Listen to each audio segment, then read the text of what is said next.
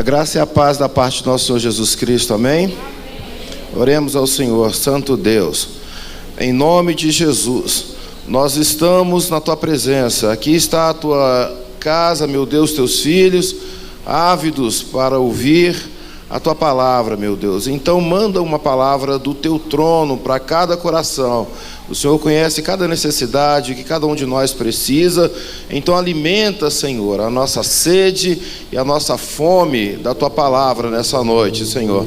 Fala aos nossos corações, a todos e a cada um individualmente, que possamos sair daqui alimentados, meu Deus, pelo que flui do Teu trono. Em Teu nome te pedimos, para a Tua glória, assim seja. Amém. Podemos assentar. Amados irmãos e irmãs, que honra, que privilégio. Fui designado há poucos instantes pela pastora para trazer essa reflexão. E eu queria que os irmãos abrissem suas Bíblias, tablets, celulares, onde tiver a Bíblia Sagrada, no livro de Levítico, capítulo 6, verso 12 e 13. Levítico 6, verso 12 e verso 13, por favor. Acho que vai ser projetado ali também, onde tiver esse recurso, por gentileza. Levítico 6, verso 12 e 13.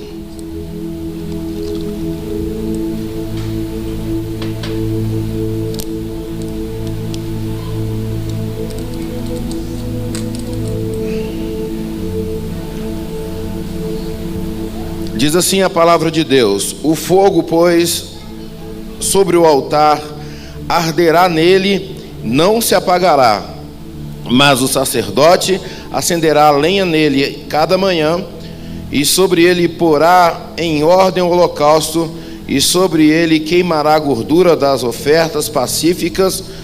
O fogo arderá continuamente sobre o altar e não se apagará. Eu gostaria que a igreja toda lesse esse último versículo, por favor, versículo 13, vamos ler? O fogo arderá continuamente no altar, não se apagará. Amém. Glória a Deus.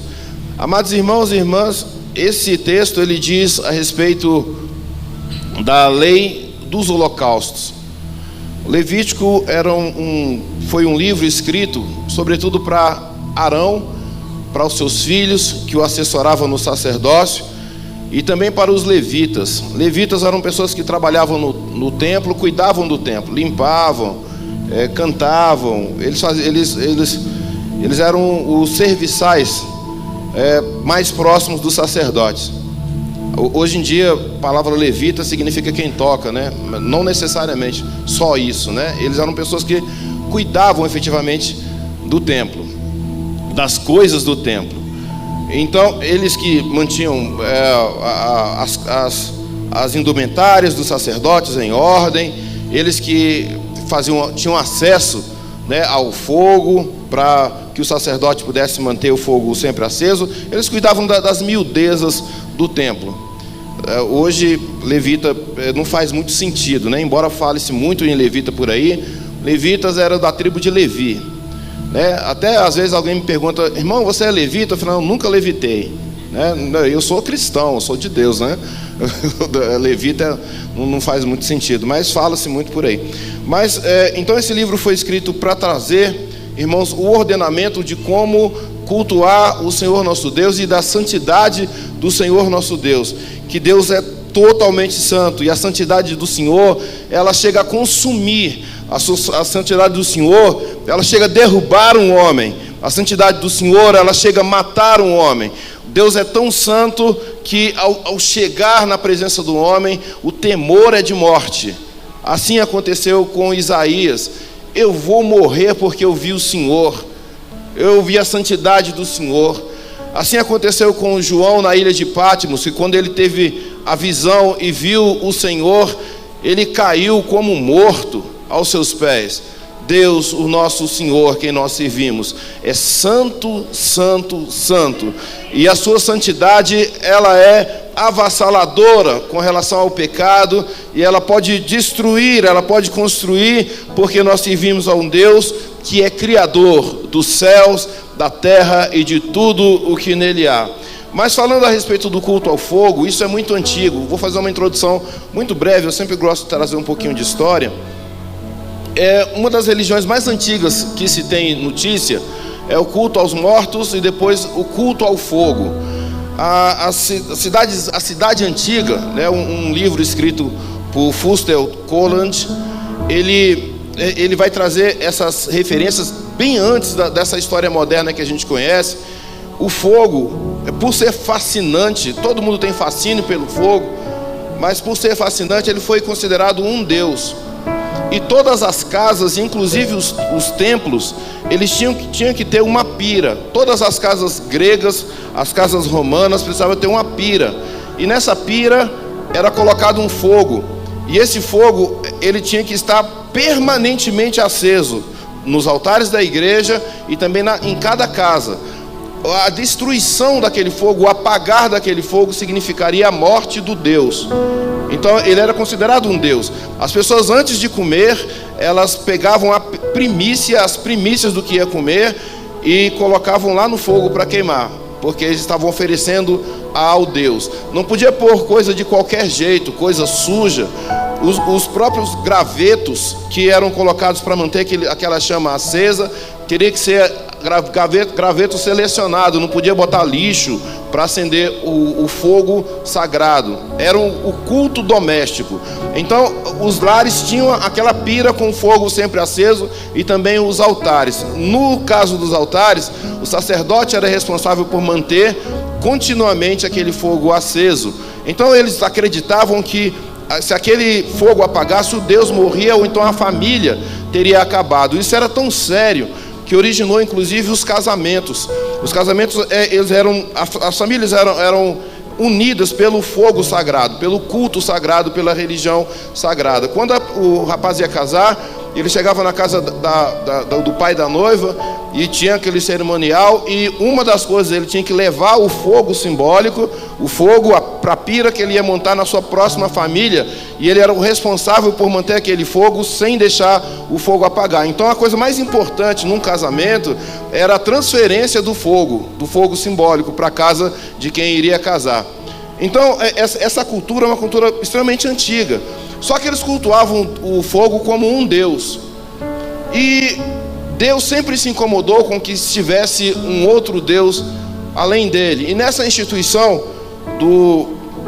da lei dos holocaustos, que a Bíblia chama de lei do holocausto, Levítico é um livro de leis, lei do holocausto, Deus vai usar essa cultura antiga, mas fazendo com um detalhe muito importante, porque ele usa o fogo sim, manda que o fogo esteja permanentemente aceso no altar. Só que agora quem é cultuado não é o fogo, é o Criador do fogo, que é o nosso Criador, e nós estamos aqui para adorá-lo também. E para entender esse texto, a gente tem que cotejá-lo com 1 Tessalonicenses capítulo 5 e verso 19, que diz assim: não extingais ou não apagueis o Espírito. É assim que a gente entende esse livro de Levítico. Hoje não faz esse texto de Levítico. Hoje não faz muito sentido o fogo simbólico. Hoje não faz muito sentido o fogo no altar, a pira, não faz muito sentido. Mas qual o sentido moderno? Qual o sentido atual? Qual o sentido neotestamentário? Qual o nosso sentido? Nós não podemos apagar o fogo que uma vez foi nos dado pela fé em Jesus Cristo, nosso Senhor. Somente pelo Espírito Santo você está aqui nessa noite. Somente o Espírito Santo te convenceu da justiça, do pecado e do juízo. Não foram palavras que te trouxeram aqui, foi um fogo. E esse fogo é o Espírito Santo que uma vez foi te dado. E o que a Bíblia quer dizer: não extingais, não apagueis esse fogo que há dentro de vós. O fogo do Espírito Santo que arde constantemente na nossa vida. Então, para nós hoje, é o não apagueis o fogo. Que fogo? O Espírito que uma vez te convenceu da justiça, do pecado e do juízo. O mesmo Espírito que está preparado preparando a igreja para entregá-la ao noivo adornada para morar constantemente com o Senhor no arrebatamento da igreja. O Espírito dele faz isso, essa constância do fogo dentro das nossas vidas. Não extingais o Espírito, é uma ordem que a Bíblia nos dá. Não apagueis o Espírito. Por que a Bíblia fala isso? Porque há a possibilidade de apagar. Aquele fogo, o próprio Levítico manda que o fogo deveria permanecer constantemente aceso no altar, é porque se deixar o fogo, ele vai consumir o combustível, vai entrar na fase de cinzas e vai apagar. Alguém tem que renovar o fogo constantemente. Era o sacerdote e era o chefe de família na cidade antiga. E esse espírito que está dentro de nós, você corre o risco também de ter esse ofuscamento do brilho do Espírito, a depender da manutenção desse fogo pelo sacerdote. Só que quem é o sacerdote hoje em dia? Nós somos, conforme a Bíblia nos diz, lá no livro de Pedro, que nós somos os sacerdotes reais. 1 Pedro 2, verso 9: mas vós sois a geração eleita, o sacerdócio real. Agora, essa responsabilidade de manter permanentemente a chama acesa é nossa. Nós devemos manter permanentemente o brilho do Espírito Santo, o fulgor do Espírito Santo dentro das nossas vidas. Hoje nós somos esse sacerdote com essa responsabilidade. Mas por que a palavra traz isso? Irmãos, as circunstâncias que nos rodeiam, elas são capazes de fazer a extinção do fogo. As circunstâncias que estão ao nosso lado, existe um livro chamado A Sociedade do Cansaço, que eu recomendo que os irmãos que gostam de ler possam ler, um livro bem pequeno, do Byung-Chul Han, A Sociedade do Cansaço. Você consegue ver ali, gente, o que essa sociedade atual tem nos provocado nos últimos dias. Há pouco tempo atrás, algum tempo atrás, algumas décadas atrás, havia uma cobrança externa. As pessoas nos cobravam e nos escravizavam, nos oprimiam enquanto servidores, enquanto funcionários, enquanto empregados. Havia uma cobrança muito externa, e isso tinha uma sociedade com alguns problemas da época, de 3, 4 décadas atrás. Mas atualmente, irmãos, eles conseguiram colocar esse cobrador dentro da gente. Essa pessoa que cobra performance está dentro de nós. Foi aí que começaram a surgir os coaches. Os irmãos já ouviram falar de coach? Aquele camarada que põe o microfonezinho head aqui na lapela, né? Ou na lapela, então põe aqui na cabeça o head e sai. A força está dentro de você. É você mesmo que tem a força. Aquelas palavras de motivacional. Você não deve procrastinar. Você tem que produzir. E se você não emagrecer, e aquela coisa começa a introjetar, de repente o grande culpado por qualquer fracasso na sua vida é você mesmo. Então o cobrador, ele passou a estar dentro da pessoa. Então é você que cobra performar. Você não tem tempo para nada. Entrou a palavra correria. Não, é correria. Então você perde o quê? O tempo de qualidade. E a Bíblia não mudou. A Bíblia foi feita, meus amados irmãos, para que nós não tenhamos medo, para que nós não tenhamos ansiedade e para que nós tenhamos amor. É como nós vamos desfechar essa mensagem nessa noite. Mas o mundo está aí nos cobrando performance. Você tem que ser magro. Quem disse que você quer ser magro?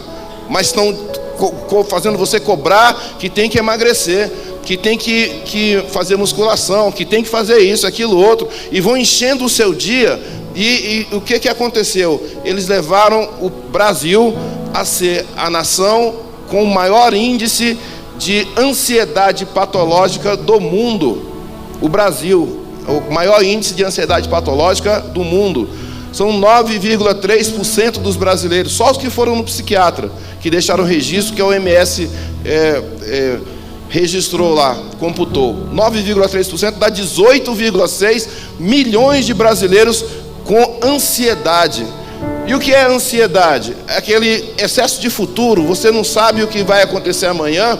E a irmã disse aqui, Filipenses capítulo 4, verso 6, você não sabe o que vai acontecer amanhã, então você pega o amanhã e traz o amanhã para agora. Preocupar é ocupar-se antes da hora. A ocupação vem amanhã, mas hoje você está preocupado. Amanhã é segunda-feira, hoje é domingo. E Jesus continua dizendo na sua palavra: a cada dia o seu próprio mal. O mal da segunda-feira você não pode resolver domingo, mas o coach está aqui dizendo que você não pode procrastinar, você tem que se antecipar aos fatos. E Jesus fala: calma. Esses dias eu estava pregando numa igreja, Assembleia de Deus, e o tema era Marta e Maria. Nós estamos vivendo no mundo de Marta. É um mundo justificável. É justificável. Porque o que Marta fez, na história de Marta e Maria, que todos conhecem, era plenamente justificável. Imagina qualquer um de nós aqui, um desafio que faço. Se chega 13 pessoas na sua casa, morto de fome, andando, viajante na sua casa, qualquer um de nós ia ficar maluco. 13 homens, né? Jesus e os discípulos, lá em Betânia, que era 3 quilômetros só de Jerusalém, era a rota lá de Jesus, quando ele saía da cidade, passou em Betânia e chegou na casa dos amigos, né? Marta, Maria e Lázaro, a quem ele ressuscitou. Aí chega e Marta começa, imagina, vai preparar água para uma toalha para o outro, e começa aquelas múltiplas preocupações, e de repente ela vê a companheira dela de trabalho, e a sua irmã Maria. Ela fala: cadê Maria? Cadê Maria? Maria está ali sentado, vivendo o quê? Um momento de qualidade, aos pés do Senhor Jesus, ouvindo a palavra do reino. Aí ela fica indignada com a irmã dela. Ela chega assim: Jesus, olha, em vez dela repreender a irmã, ela falou: vou dar uma repreensão na minha irmã poderosa, que eu vou mandar o Filho de Deus repreender. Jesus, o senhor não se incomoda de Deus estar fazendo essas várias atividades? Para quê, irmãos? Para servir Jesus. Essas várias, eu estou assim, para te servir melhor e servir os seus discípulos. E a minha irmã aí ouvindo as palavras, sentada aí, essa preguiçosa, né? Imagina que ela pode ter estendido, né? Aí eu correndo feito uma louca dentro dessa casa. Jesus põe o pé no freio, afunda e puxa o freio de mão. Marta, Marta, por que o das vossas múltiplas preocupações? Maria escolheu o lado certo, o lado que não será tirado. Buscar em primeiro lugar, meus amados irmãos, o reino de Deus e a sua justiça, e todas as demais coisas serão acrescentadas. Querem um livro de autoajuda? Podem comprar livros de autoajuda por aí. Mas querem um livro de ajuda do alto? Leia a Bíblia. Porque a Bíblia ela vai tirar exatamente o medo e a ansiedade. A Bíblia é incompatível com ansiedade, com correria. Nós não podemos entrar na correria do mundo, porque a própria Bíblia diz, o apóstolo Paulo falando lá aos Romanos, diz assim: não tomeis a forma desse mundo, não vos conformeis com esse mundo. A correria, eu não tenho correria não, porque eu estou na fé, no nome de Jesus. Se eu não resolvi o problema hoje, vai resolver amanhã. Se não resolver amanhã, vai ser depois. Mas eu estou debaixo da poderosa mão de Deus, e tudo vai acontecer no seu tempo. Não estejais ansiosos com coisa alguma, antes vossa petição seja dirigida ao Senhor com orações, súplicas, e já agradecendo, com ações de graça, na fé, no nome do nosso Senhor Jesus Cristo. Nós não temos apoio nenhum da Bíblia para estarmos ansiosos, e nem com medo, porque isso, meus amados irmãos, são cinzas que apagam o fogo que há dentro de nós. Às vezes nós nos preocupamos tanto com as coisas da vida, que esquecemos da oração, do jejum. Isso tudo é combustível. Da leitura da palavra, isso é combustível. E o que a Bíblia quer dizer? Coloca combustível e não cinzas. Porque as cinzas, meus amados irmãos, elas são o medo. As cinzas, elas são a preocupação e a ansiedade. Cinza é a apostasia, e cinza é o desamor. Eu vou falar dessas 4 rapidamente: medo, preocupação, a apostasia e o desamor. Medo, preocupação, apostasia e desamor. O sacerdote, meus amados irmãos, eles mantinham o fogo fulgurante o dia inteiro. À noite, eles colocavam cinza ali sobre as brasas, para manter as brasas em determinada temperatura. Pela manhã, ele retirava a cinza e renovava o fogo, porque o fogo tinha que estar constantemente aceso. Retirar as cinzas é papel dos sacerdotes. Quem são os sacerdotes? somos nós precisamos retirar as cinzas do nosso coração, tudo aquilo que nos afasta, meus amados irmãos, do fogo, porque o mais importante é a vida que está por vir. Essa vida vai passar, essa vida é transitória, a gente tem que viver, nós temos que viver sim, nós temos que negociar. Jesus falou: negociar até que eu venha, não é sentar, né, na rede igual baiano, né, igual o pessoal da Bahia, não deita na rede e fala: mãe, a cobra está vindo ali, tem soro antiofídico, porque com certeza ela vai me picar. Não é isso, é aguardar a vinda do Senhor negociando. Mas o nosso mundo não é o mundo da ansiedade. Esse mundo da ansiedade, ele não serve para nós. E o problema é que o coach, às vezes, ele chegou muito forte também dentro da igreja. Não é incomum você ligar a televisão ou ver na internet pastor / coach, pastor que nem abre a Bíblia para pregar. Pastor Marta, ele não abre a Bíblia, não precisa. Ele já pegou um rol de conselhos, aquelas frases de para-choque de caminhão, e vem para o altar falar autoajuda. A força está em você, você não pode procrastinar. Então isso ali, ele está alimentando a sociedade do cansaço, ele está nos cansando com isso. E você volta para a Bíblia, o Senhor fala para você não ter medo. Sabe por quê? Eu já disse isso aqui. Medo é uma fé negativa, medo é uma fé ao contrário. O medo faz acontecer aquilo que você teme. Vou dar um exemplo para clarificar. Nós tínhamos na Bíblia um homem reto, temente a Deus e que se desviava do mal. Qual o nome desse camarada que a Bíblia diz? É Jó. Era um crentão, reto, temente a Deus e que se desviava do mal, um crentão. Como o diabo pôde entrar na vida dele? Ele estava amando de Deus, mas como ele pôde entrar se não tinha nenhuma brecha, se ele era reto, temente e desviava do mal? Qual era a brecha que Jó deu? O próprio Jó diz lá no seu livro: tudo aquilo que eu temia me sobreveio. Irmãos, você não pode temer a nada nessa vida. Nós estamos vivendo eu até falei aqui, eu não sei se foi em outra denominação, desse pavor que a internet, foi aqui também, no dia que o irmão Felipe me chamou, desse pavor que a internet tem colocado com um negócio de guerra no Oriente Médio. Irmãos, a gente tem que estar preocupado, orando por eles, mas não se atemorize, porque a Bíblia fala: não se atemorize, eu sou o Senhor.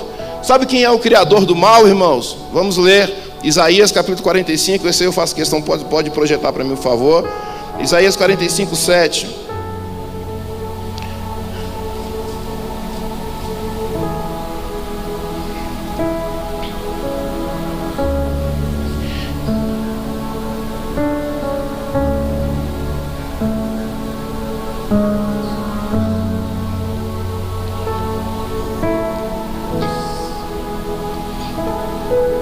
Quem é o criador do mal, amado irmão? O Senhor falando com Ciro. Vamos achar aqui.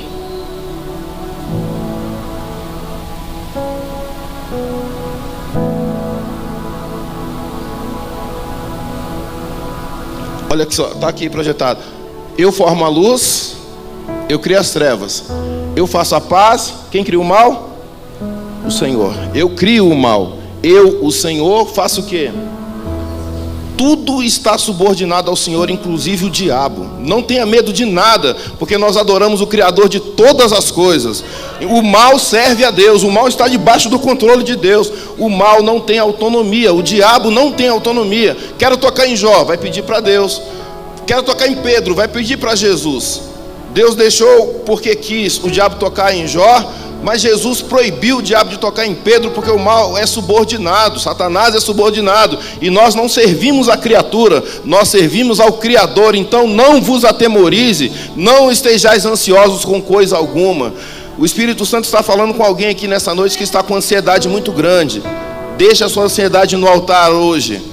Lance no altar a sua ansiedade e o seu medo, porque Ele não te deu um espírito de medo e nem de covardia, mas de ousadia. Saiba que Ele que fez todas as coisas, até o mal foi Ele que criou. Nada tem autonomia. Deus é totalmente soberano. Não tema o mal que vem contra a sua vida, porque ele está subjugado ao poder do nome de Jesus Cristo, nosso Senhor.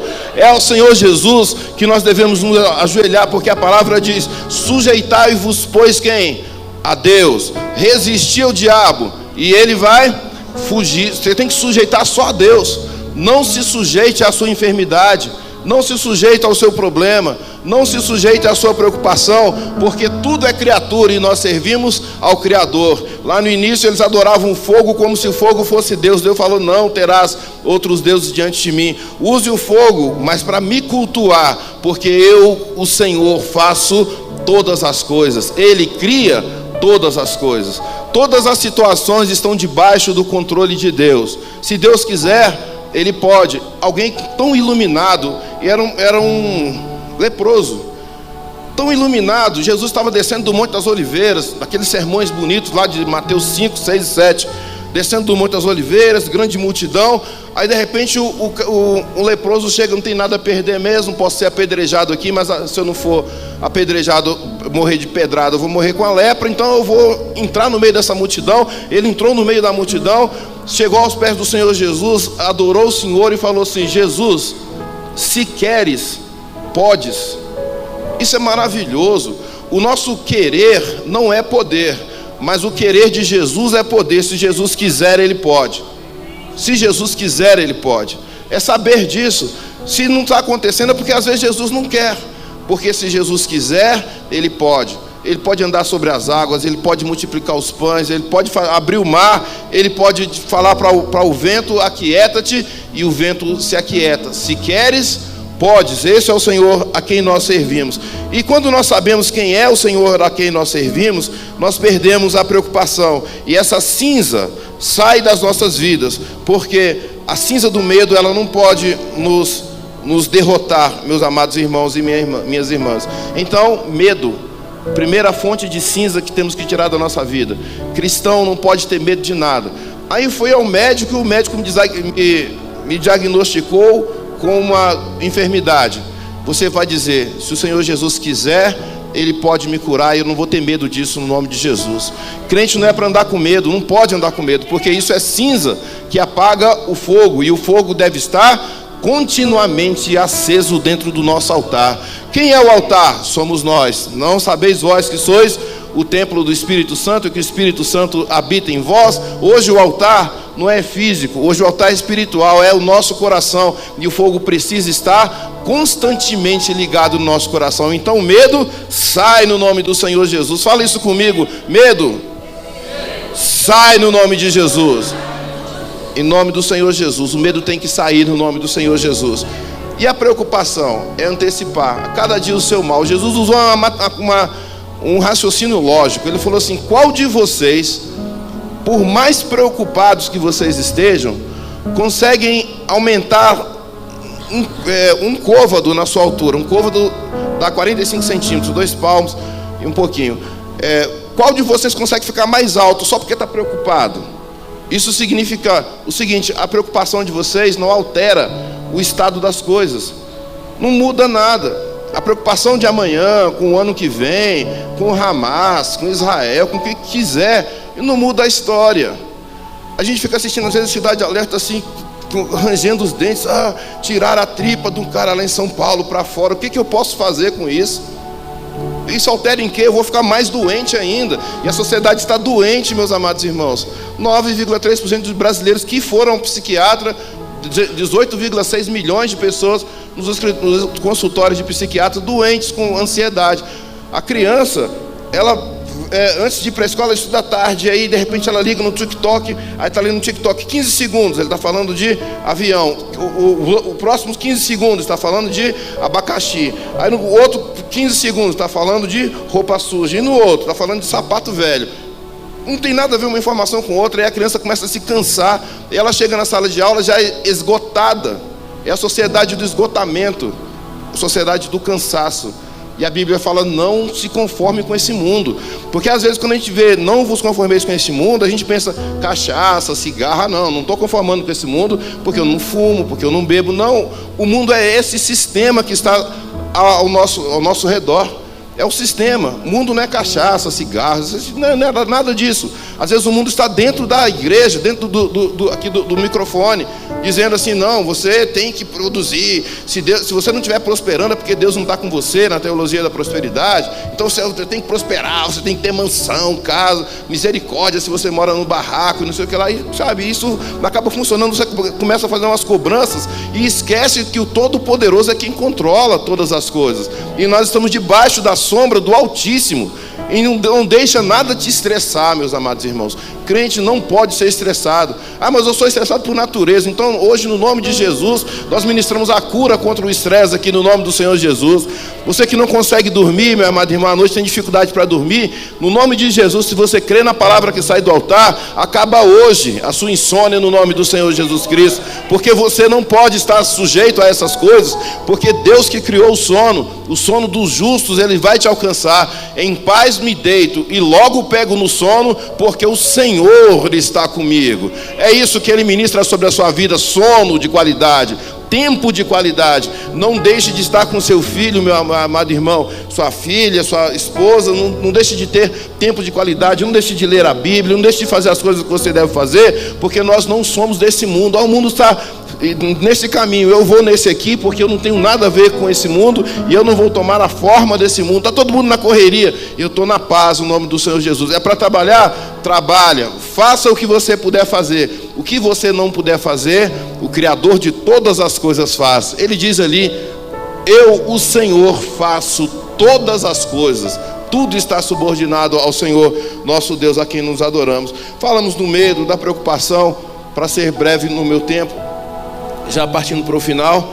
O terceiro, a apostasia. Irmãos, nós estamos vivendo num período muito severo da apostasia. E o que é apostasia? É você negar a sua fé original. É negar a fé. Isso é apostasia, negar a fé.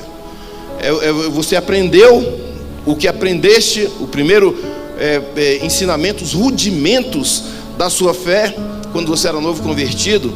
Às vezes, com o passar do tempo, você vai relativizando. Eu falei aqui, talvez, acho que foi aqui também, na quarta-feira, um dia que me foi dada a oportunidade, da teologia liberal. Depois os irmãos veem na internet, tem muito por aí, teologia liberal.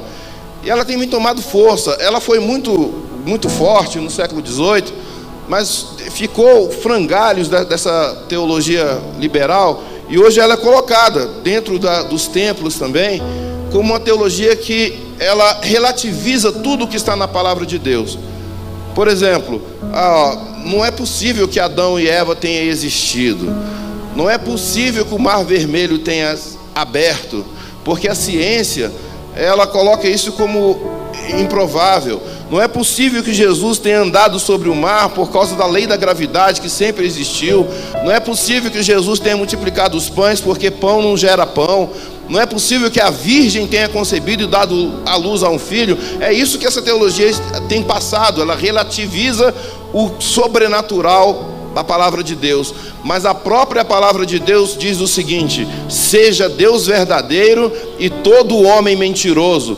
Nós não nos preocupamos, nós devemos nos devotar a nossa atenção para o moderno, porque nós servimos ao Eterno, ao Todo-Poderoso de Israel.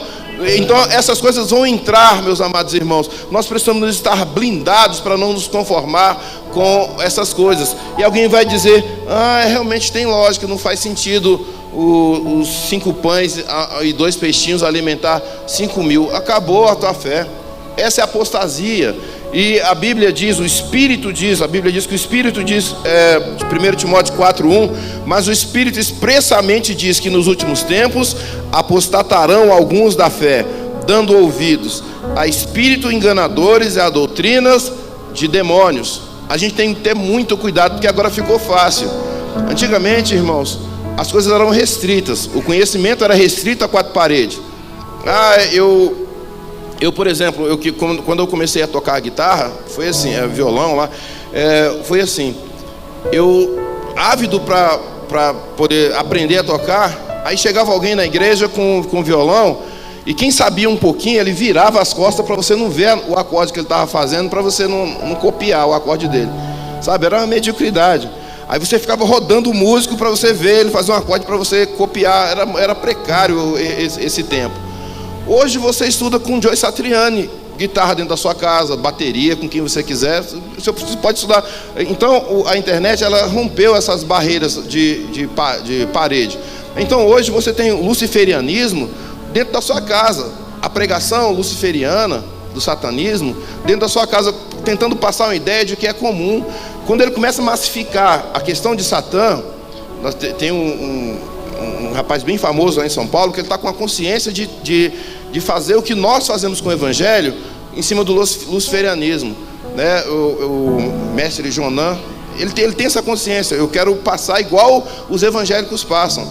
Aí ele mandou um serviçal dele lá ir para a rua, filho de santo, e falar: ó, Exu salva, se você quiser mudar de vida, creia em Exu, basta você crer e tal, pregando sobre Exu, para a gente naturalizar, banalizar, porque antigamente você falava Exu, misericórdia e tal. Então, quando ele começa a massificar, todo dia informação, aí começa ficando uma coisa normal. Então, hoje dentro da sua casa, quando você liga a internet, ouve na televisão, essas coisas vão ficando banais. Isso gera apostasia, você começa a questionar de repente a fé que uma vez foi te dada. Mas o Espírito diz expressamente que nos últimos tempos, os tempos que nós estamos vivendo, a apostasia, a falta de fé. Veja o que aconteceu, pastora Vera, com a pandemia, a falta de fé. Esse dia eu estava falando com um bispo de uma outra denominação, que o MCC, né, Ministério Cristo em Casa, cresceu assustadoramente. O Ministério Cristo em Casa é uma brincadeira que faço, mas assim, eu ligo a televisão, eu vejo R. Soares, eu ligo a televisão, eu vejo Edir Macedo, ligo a televisão. É o Ministério Cristo em Casa, por causa da pandemia. Já acabou a pandemia, tem tempo, e as igrejas continuam vazias depois da pandemia. Foi uma prova que Deus deu para ver se tinha fruto podre. Muita gente saiu. Quantas pessoas não pegaram o microfone e pegaram os recursos da internet para dizer: o pessoal não curava? Por que não ora agora e cura com essa pandemia?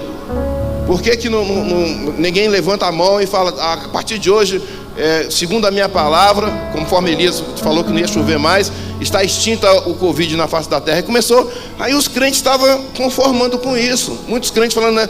Pô, é verdade, ó, Jesus curou tanta gente, agora não cura mais. Sabe? Isso é conformar com o mundo. Essa é a apostasia, foi o teste. E no teste a gente precisa ser aprovado. Teste é para a gente ser aprovado. Então a pandemia foi um teste muito grande para ver a resistência. Nós precisamos estar na fé. Se morreu todo mundo, se eu morrer também, eu vou para o céu no nome de Jesus. Eu não me importo com nada, não pode se importar. Crente não pode se importar. E a apostasia, ela está circulando, está ficando cada vez mais forte. Eu estive na Suíça no ano passado, no mês de novembro, e um pastor lá falou comigo, falou: olha, vocês no Brasil são privilegiados, porque vocês são... a juventude lá tem carência. Aqui na Suíça virou um individualismo que tem matado a fé, tem acabado com a fé. Porque, eu preciso prover, eu mesmo vou prover. Eu preciso de cura de enfermidade, tem a medicina ali. Então Deus não tem mais importância. Então as igrejas estão vazias, estão virando museus. O pastor Hernando Dias Lopes, ele verificou esse tipo de situação também no Canadá. As igrejas virando museus. Então uma perspectiva que a presbiteriana tradicional faz é que daqui a 70 anos não tenha mais crente na igreja. Por quê? Não tem jovem. Você olha para a igreja, só velho. Cadê os jovens? Vai ali na esquina, estão lá, sabe? E a fé, ela é questionável, porque fé e tal virou uma coisa antiga, uma coisa tradicional. Mas é porque a igreja precisa acender o fogo, irmãos, porque o mundo espera ansiosamente a manifestação dos filhos de Deus. Nós precisamos cada vez mais buscar ao Senhor para mostrar que esse fogo, ele queima, que esse fogo é real. Romanos capítulo 8, verso 19: porque a ardente expectação da criatura espera a manifestação dos filhos de Deus. Nós somos os filhos de Deus que precisamos orar, precisamos ler a Bíblia, precisamos jejuar, buscar o fogo inicial. Quando eu era novo convertido, eu buscava, eu orava. A gente não pode viver de história, igual meu time, o Cruzeiro, está vivendo de história, né? Só a história, no passado glorioso. Passado glorioso tem que ser constantemente. A chama nunca pode apagar. Todos nós aqui precisamos ser novos convertidos. Converter a todo dia e manter sempre a chama acesa e tirando as cinzas o tempo inteiro para que o fogo continue aceso, porque o mundo está precisando do nosso fogo. Os jovens estão por aí até sem acreditar na fé, porque a culpa é nossa. Porque às vezes nós somos cheios de cinza. A gente vem para a igreja, senta, canta, ora, bate palma e vai embora. A gente não evangeliza mais. Aí daquele que sentasse ao meu lado nos anos 90, no ônibus, que ele ia ser evangelizado. Necessariamente. Esses dias, há uns 15 dias até, cheguei no cemitério. Aí tinha uma mulher andando no meio do túmulo triste e tal. Eu cheguei, eu vou evangelizar. Fui evangelizar para a mulher. Ela era desviada, chorou, não sei o que lá. Tem que evangelizar. Esse fogo não pode se perder. Antigamente, no primeiro amor, irmão, mas era uma maravilha. Tinha uma pilastra na igreja, eu ficava em cima, igual uma lagartixa, subia de tanto poder, de tanta unção que eu tinha. Então esse fogo tem que voltar, porque a gente não pode deixar o primeiro amor. Apocalipse 2, do 4 a 5, diz assim: tenho, porém, contra ti que deixaste o teu primeiro amor. Lembra-te, pois, de onde caístes, e arrepende-te e pratica as primeiras obras. Quando não, brevemente a ti virei e tirarei o seu lugar o castiçal, se não te arrependeres. Então Deus fala assim: volta ao primeiro amor, volta à primeira prática. Era fulguroso, volta a ser fulguroso hoje. No nome de Jesus, tira toda a cinza do medo, a cinza da preocupação, a cinza da apostasia, da falta de fé. E por último, o desamor. Esse mundo está colocando um desamor de uma forma extraordinária. Meus amados irmãos, quem não tiver amor vai ter muito problema com o Senhor Jesus naquele grande dia. Sabe por quê? Apóstolo Paulo, 1 Coríntios capítulo 13, ele fala assim: ainda que eu falasse a língua dos anjos, dos homens, e se não tivesse amor, não adiantaria nada, zero. E se eu mandasse as montanhas sair, eu tenho uma fé para montar um monte, sair daqui, lança-te no mar, se eu não tiver amor, nada. Todo dom, ele vai fenecer, todo dom vai acabar. Se não tiver amor, nada. Por isso a gente precisa entender o seguinte: vai permanecer a fé, a esperança e o amor. Mas o mais importante dos três é o amor. Gente, cuidado com isso, com o amor. Nós precisamos amar. Esse mundo ele não nos induz para isso. Esse mundo nos induz para o ódio, porque é fácil. Vamos odiar o cabeça de ovo? Bora! Vamos odiar o cabeça de ovo. 9 dedos, vamos odiar os 9 dedos. Está todo mundo naquele vale. E a igreja também. A igreja não pode. Está odiando, eu vou amar. Por quê? Por causa de Jesus. É difícil, mas eu vou amar por causa de quem? Por causa do Senhor Jesus. Eu tenho que amar. Sabe por quê? Isso, ele derrete o que nós vamos apresentar para o Senhor, para o reino dos céus. Outro dia eu falo sobre isso. Mas nós temos um trono para enfrentar. É o tribunal de Cristo. O tribunal de Cristo não é para condenar ninguém ao inferno, é para galardoar. Depois, outro dia eu vou trazer isso com mais detalhes para vocês. Quando o Senhor Jesus vier, nós vamos estar em contato direto com esse tribunal.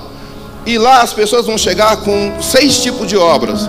Uma obra de ouro, ou de prata, ou de pedras preciosas. Outros vão chegar com obras de madeira, de feno e de palha. Sabe como vão ser testados? Ouro, prata, pedras preciosas, madeira, palha e feno, pelo fogo. Se você colocar o fogo no ouro, na sua obra for de ouro, o que vai acontecer com o ouro? Vai purificar. Na prata, também. Na pedra preciosa, também. Mas colocar fogo na madeira, o que vai acontecer? Acabou a tua obra. E se for na palha? Nem se fala. E se for no feno, que aquele cavalo come? Também acabou. Jesus, eu tenho um carrinho cheio de obra para o Senhor. Jesus falou isso. Um carrinho cheio de obra para o Senhor. Opa, beleza, um carrinho cheio, beleza. Joga fogo nele. É palha? Acabou, gente. Aí tá vazio. Cadê o carrinho? Não tem mais nada, só tem um carrinho. A obra já foi embora. Vende-se esse carrinho, porque não tem mais nada ali dentro. As nossas obras têm que ser de ouro, de prata e de pedras preciosas. Não pode ser de madeira, de feno e de palha. E o que Jesus falou? Naquele dia chegarão para mim as pessoas e disseram: Senhor, Senhor, eu profetizei no seu nome. Isso era um dom, o dom de profecia. Senhor, eu curei no seu nome, dom de cura. Senhor, não expulsávamos, dom. E Jesus vai dizer o que para essas pessoas? Apartai-vos de mim, por quê? Não te conheço. Então eu tenho que levar obras para o Senhor? Sim, mas obras de qualidade. E se eu não tiver amor, irmãos, 1 Coríntios 13 todo, não tem valor nenhum. Tudo que você faz para Deus, se não tiver amor, amor é o selo de tudo que você faz para Deus. Amor é o selo de tudo que você faz para Deus. O cara é um grande pregador televisionado, não sei o que lá, mas ele não tem amor, ele tem ódio. Então ele vai ser aquele que vai chegar com um monte de palha. Fogo na palha, acabou o fogo. Porque na época não tinha pólvora, né? Senão já está escrito pólvora. Fogão, acabou, não tem mais nada. Nós temos que produzir obras que fiquem, obras que permaneçam. Ah, mas a minha obra é só limpar a igreja. Então limpa a igreja com amor no seu coração. Faça com amor, faça com carinho, porque essa obra é de ouro. Deus vai dar a cada um, Deus determinou talentos para cada um de acordo com a sua capacidade. Sua capacidade é varrer a igreja, então varra a igreja com amor. É para pregar aqui na frente, pregue com amor. Tudo que se fizer para Deus, faça com amor, porque esse é o selo de qualidade da obra. Cheguemos diante do Senhor, pastor Evaldo, com ouro, prata e pedra preciosa. Madeira, feno e palha, tiro isso da nossa mente. O que faz a obra virar madeira, palha e feno? A falta de amor. Se eu transportar, se fizer milagre, transportar um monte para o meio do mar, não tem amor, zero, perdi a minha obra toda. E é galardão. Aí você não vai ter galardão, vai ser salvo sem galardão. Um salvo recruta lá no céu, sem divisa nenhuma. Porque vai ser dado o galardão de acordo com o quê? Com a fé? Não, de acordo com as obras. Não adianta eu crer na minha coroa, eu tenho que conquistar. É difícil, é luta, é esforço para conquistar o galardão. E é só o galardão só para quem apresentar obras de ouro, de prata e de pedras preciosas. Então, meus amados amados irmãos, isso são as cinzas que nós elencamos aqui, que atrapalham o fogo de Deus no nosso coração. O medo, a preocupação, a apostasia, que é a negação da fé, dos primeiros rudimentos, e o desamor. Então nós precisamos fazer o contrário, porque a gente não se conforma. Em vez do medo, a gente tem que ter coragem, porque Deus não nos deu um espírito do medo, mas deu um espírito de ousadia. Então nós somos o contrário. É medo, então não vou ter ousadia. Então é preocupação, tranquilidade. Aquele que habita no esconderijo do Altíssimo descansa na sombra do Todo-Poderoso. Zero preocupação, eu descanso. É para preocupar, para estar ansioso? Não, eu vou descansar, porque eu estou na contramão do mundo. Esse mundo não pertence, não tem nada a ver conosco. E a apostasia, a falta de fé, eu creio. A palavra diz, eu creio. Jesus vai voltar, eu creio. Mas há muito tempo já dizem que Jesus ia voltar. Mas Jesus vai voltar, Ele está voltando, e eu vou morar no céu no nome do Senhor Jesus Cristo. Ande na contramão desse mundo, meu amado irmão, que você vai estar alinhado com a poderosa palavra de Deus. Não deixe que o medo, não deixe que a ansiedade, porque quando eu me preocupo, eu tento ocupar o lugar de quem? De Deus. Então não tenho que me preocupar com nada, porque tudo está no controle de Deus. Eu até disse esses dias em algum lugar, quando te perguntaram quantos anos você tem, você fala, não tenho anos nenhum mais, já passou, você não tem acesso ao ano que passou. Quantos anos você tem? Não tenho mais, né? A irmã Bianca, quantos anos? Não tenho mais anos, já passou. E o futuro? Também não tenho, eu tenho só o agora, meus amados irmãos. Então não vos preocupeis, esteja debaixo do esconderijo do Altíssimo. Está acontecendo mal na sua vida? Quem criou o mal? Foi o Senhor. Então o mal está subjugado ao seu Criador, que é o Senhor. Todas as coisas servem ao Senhor, tudo serve a Deus, tudo nesse mundo que a gente pensar serve ao Senhor nosso Deus. Então vamos servir ao Senhor nosso Deus e não estar ansiosos com coisa alguma. Antes as nossas petições sejam conhecidas diante do Senhor com orações, súplicas e ações de graça. Continue lendo a palavra, continue orando, à margem do que possa acontecer. Continue jejuando. Às vezes as pessoas esquecem a prática do jejum. Isso é lenha.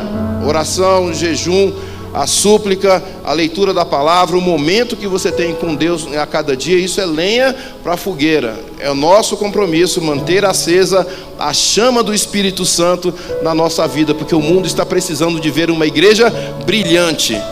E esse fulgor é o Espírito de Deus que já está dentro de cada um de nós. Então, sopra a cinza, tira o medo, tira a preocupação, tira a ansiedade, tira a angústia, tira isso tudo da sua vida. Não preciso me preocupar com nada disso, porque tenha certeza, Deus está no controle de tudo, porque Ele é Criador de tudo, Ele faz todas as coisas. Ele que fez as coisas boas e ruins, tudo serve ao Senhor nosso Deus.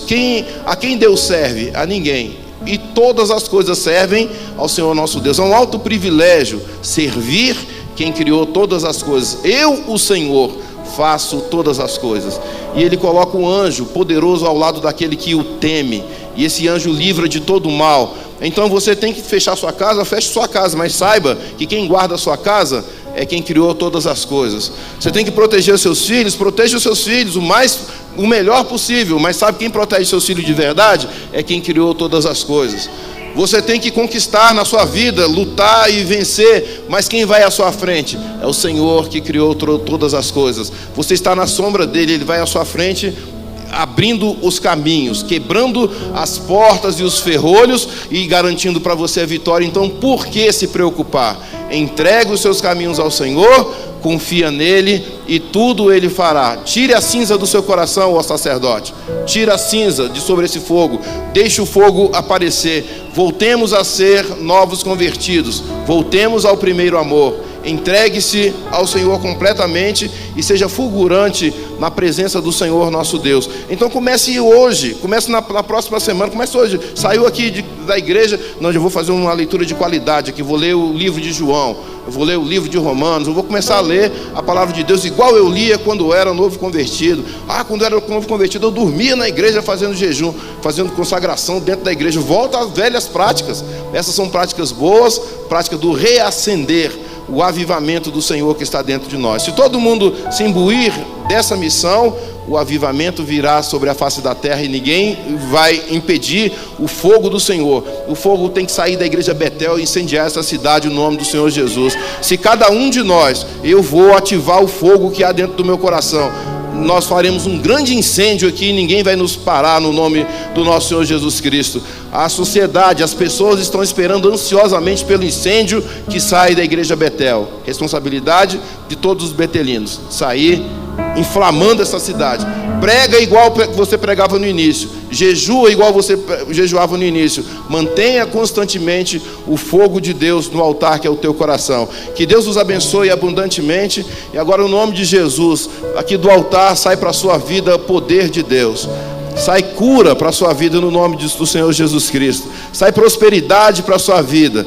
Essa semana está na mão do Senhor nosso Deus. Nós não chegamos lá, mas Ele já está lá. Porque Ele é o Deus que não tem passado, presente nem futuro. Ele é ontem, é hoje e é amanhã. Ele é o eterno ser e Ele cuida da sua vida. Ele entra no seu celeiro hoje com prosperidade. Ele entra na sua conta bancária. Ele vai na sua preocupação e arranca no nome do Senhor Jesus Cristo. Do altar sai vida para a sua vida no nome do Senhor Jesus Cristo. Sai renovo espiritual para a sua vida. O Senhor vai restaurar a sua visão espiritual. Você vai voltar a ter sonhos no nome do nosso Senhor Jesus. Isso não é autoajuda. Isso é ajuda do alto. Ele vai derramar do seu espírito sobre toda a carne, e você será, meu amado irmão e minha irmã, um emissário do calor e da luz desse fogo do Senhor que vem do altar de Deus. Que Deus nos abençoe abundantemente, em nome de Jesus.